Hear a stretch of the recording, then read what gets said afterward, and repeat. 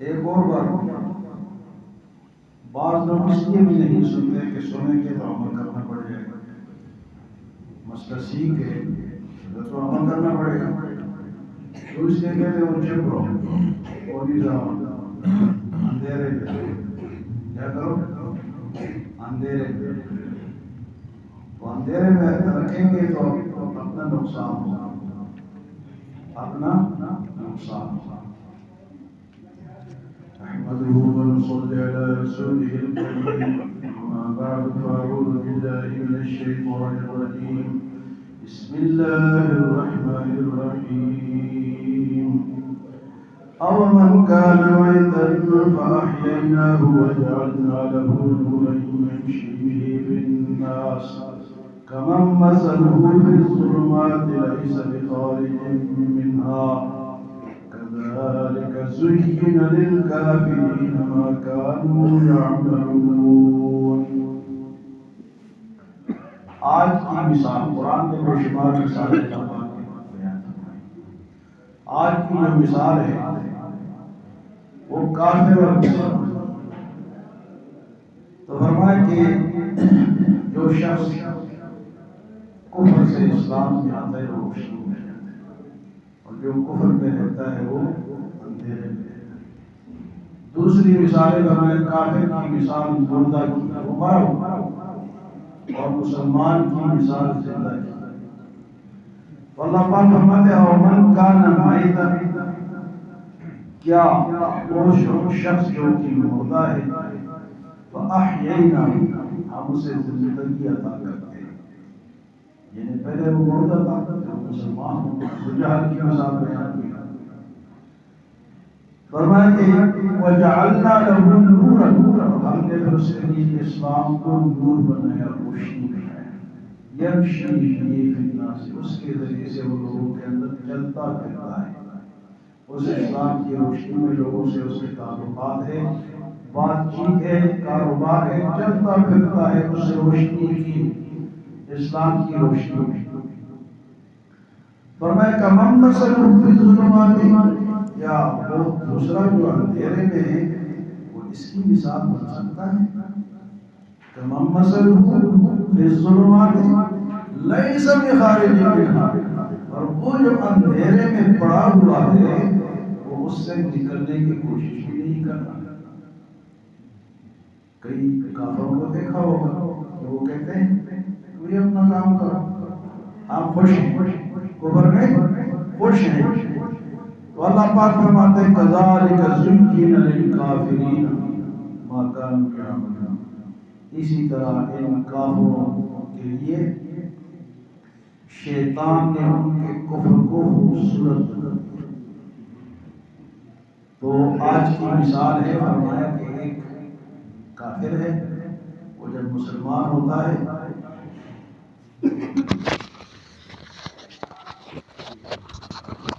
پہلے نہیں لگایا کیسے بیٹھا ہو، تیرا کیا فائدہ؟ ہاں تیرا کچھ فائدہ ہے؟ کچھ فائدہ نہیں ہے۔ اومن کان میتا، کیا وہ شخص جو کہ مردہ ہے، فاحییناہ، پھر ہمیں وہ زندگی عطا کرتے ہیں، وجعلنا لہ نورا، اور اس کو پھر اس کے لیے روشنی بناتے ہیں، یمشی بہ فی الناس، وہ اس کے ذریعے سے لوگوں کے درمیان چلتا ہے، کمن مثلہ فی الظلمات، کیا یہ اس شخص کی طرح ہو سکتا ہے جو کہ اندھیرے میں ہے، لیس بخارج منہا، اور اس سے نکلنا بھی نہیں چاہتا، کذالک زین للکافرین ما کانوا یعملون، اور اسی طرح کافروں کے لیے ان کے اعمال کو خوبصورت بنا دیا گیا۔ تو جتنے بھی دنیا میں مسلمان ہیں وہ روشنی میں ہیں، ان کی مثال زندہ ہے۔ اور دوسرے حدیث مبارک میں ہے کہ جو اللہ کے ذکر کرتے ہیں ان کی مثال زندہ ہے، اور جو ذکر نہیں کرتے وہ ان کی مثال مردہ ہے۔ اس طرح بھی آتا ہے کہ یہ جو درخت ہیں نا، یہ جب تک سرسبز ہوتے ہیں جب تک یہ اللہ کا ذکر کرتے ہیں، اور جب یہ اللہ کا ذکر چھوڑ دیتے ہیں یہ سوکھ جاتے ہیں۔ تو یہی مثال انسان کی ہے، جب تک وہ اللہ کا ذکر کرتا ہے، نماز، روزہ، زکوٰۃ، حج، یہ سب ذکر ہے، تو جب تک وہ ذکر کرتا ہے وہ زندہ ہے۔ اور کافر جو ہے وہ ہمیشہ کیا ہے جی؟ وہ مردہ ہے۔ یہ جو ہم کہتے ہیں نا کہ بڑے سڑکیں بنا لیے، بڑے جناب اسپتال بنا لیے، وہ مردہ ہے خدا کے بندو، قبرستان ہے، بناتے رہیں، ان کی کوئی حیثیت نہیں ہے، وہ قبرستان میں رہ رہے ہیں۔ مسلمان گناہگار بھی ہے تو پھر بھی یہ زندہ ہے، یہ اپنے گناہ کی سزا بھگتے گا، انشاءاللہ جنت میں جائے گا۔ اور اللہ ہمیں ایسا گناہگار ہی نہ بنائے کہ ہم جہنم میں جائیں، ہمیں اللہ توبہ کی توفیق دے۔ جب تک انسان گناہ کرتا ہے اور اس کے بعد فوراً توبہ کرتا ہے، پکی توبہ، سچی توبہ، جھوٹی توبہ نہیں، توبۃ نصوح، کہ اس کے بعد وہ گناہ نہیں کرے گا، تو اللہ اس کو معاف فرمائے۔ اور اگر کچی توبہ ہے جو ہماری توبہ ہے، وہ تو لا الہ تے وچو کالی بلا، ہماری توبہ کس طرح ہے؟ وہ تو لا الہ تے وچو کالی بلا، تو وہ توبہ قابل قبول نہیں ہے، کیونکہ اللہ دلوں کے راز کو، بیت کو جانتا ہے کہ یہ شخص جو ہے سچی توبہ کر رہا ہے نہیں۔ فرمایا کہ کفر سے جب انسان نکلتا ہے تو وہ زندہ ہو جاتا ہے، وہ کیا ہو جاتا ہے؟ زندہ ہو جاتا ہے۔ اور فرمایا کہ اس زندگی جو اس کو ملتی ہے اسلام کی، وہ ایک روشنی ہے، اس میں وہ پھر لوگوں کے درمیان چلتا ہے۔ فرمایا اس شخص کی طرح نہیں ہے جو اندھیرے میں ہے۔ تو کافر سارے کتنے ہیں؟ دیکھو جی، کہتے پیرس ہے اور لندن ہے اور جناب جرمنی ہے اور امریکہ ہے، چمک دمک ہے۔ اللہ کہتے تم اندھیرے میں ہو۔ کیا ہو؟ یہ چمک دمک جو ہے یہ وہاں نہیں ملے، وہاں ایک انسان جب جائے یسعی بنورہم، اپنے ایمان کی روشنی میں قیامت کے دن چلے گا، تو پیچھے سے کافر کہیں گے یار تھوڑی سی روشنی ہمیں بھی دے دو، جدھر ہم یہاں اور اندھیرے میں ہوتے یار میرے سامنے بھی روشنی کرو۔ تو وہاں ان کو جواب ملے گا کہ یہ روشنی دنیا میں ملتی تھی، یہاں نہیں ملتی۔ وہ جائیں گے نا مسلمان، روشنی میں جائیں گے اپنے ٹارچ کے اور ایمان کی روشنی میں، تو پیچھے سے کافر کہیں گے یار تھوڑی سی ہمیں بھی دے دو، تو ان کو وہاں جواب ملے گا، سورۃ حدید میں ہے کہ نہیں، یہ روشنی یہاں نہیں ملتی، یہ کہاں ملتی ہے؟ یہ دنیا سے لانی پڑتی ہے۔ تو فرمایا کہ وَمَنْ كَانَ مَيْتًا، کیا وہ شخص جو مردہ ہے، فَأَحْيَيْنَاهُ، اس کو ہم نے زندہ کر دیا، اسلام کی دولت دے دی، پہلے کافر تھا۔ تو کچھ لوگ تو پہلے صحابہ میں بھی کافر تھے، لیکن بعض ایسے تھے جس طرح کہ حضرت ابوبکر صدیق، حضرت عثمان، حضرت علی، حضرت خدیجہ، یہ پہلے سے اب حضور نے دعوت دی اور انہوں نے چوں چرا نہیں کیا اور فوراً، اور کچھ بعد میں مسلمان ہوئے، لیکن جب مسلمان ہو گئے تو وہ زندہ ہو گئے، ان کی مثال زندہ ہے۔ اور فرمایا کہ ایک شخص کفر میں ہے، کافر ہے، آج کل مسلمان جو ہے نا ان سے بڑے متاثر ہیں، کافروں سے متاثر ہے کہ بڑی ترقی کی ہے جی، گاڑی اڑ رہی ہے جی، جہاز اڑ رہا ہے جی، میزائل اڑ رہا ہے، سب کچھ اڑ رہا ہے، لیکن اللہ فرماتا ہے کہ وہ کس میں ہے؟ اندھیرے میں۔ کس میں ہے؟ اندھیرے میں۔ اپنے اسلام پہ، اپنے ایمان پہ اللہ کا شکر ادا کرنا چاہیے، ہمیں اپنے دین پہ، اپنے اسلام پہ، اپنے ایمان پہ اللہ تعالیٰ کا شکر ادا کرنا چاہیے کہ اللہ تو نے ہمیں مسلمان تو بنایا، ہم روشنی میں ہیں۔ اور پھر فرمایا کہ وہ اس سے لیس بخارج منہا، وہ جو اندھیرے میں ہیں اس سے نکلنے کی کوشش بھی نہیں کرتے۔ آپ ان کو تبلیغ کریں نا تو پہلا جملہ ان کا یہ ہوتا ہے کہ تم خود اتنے اس گناہ میں مبتلا ہو تو ہمیں کیوں دعوت؟ یہ بات تو ان کی سچ ہے، یہ بات تو ان کی سچ ہے کہ اگر کافر کو آپ تبلیغ نہیں کر سکتے، کیوں نہیں کر سکتے؟ کہ ہم خود سارے اس میں ملوث ہیں، گناہ میں۔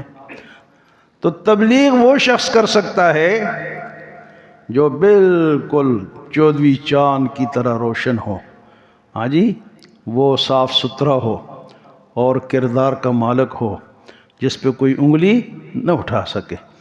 ہم تو ایسے مسلمان ہیں نا، یہاں شروع میں جب یہ مسجد میں آئے تو حضرات تبلیغ کے لیے آتے تھے، تو ہمارے ایک نمازی تھے، فوت ہو گئے، جی ادھر جاؤ نا، ہندوستان جاؤ نا، امریکہ جاؤ، ادھر ہمیں تبلیغ کرتے ہو۔ تو ہمیں تبلیغ کی پہلی ضرورت اس لیے کہ ہم سارے گناہ میں ملوث ہیں۔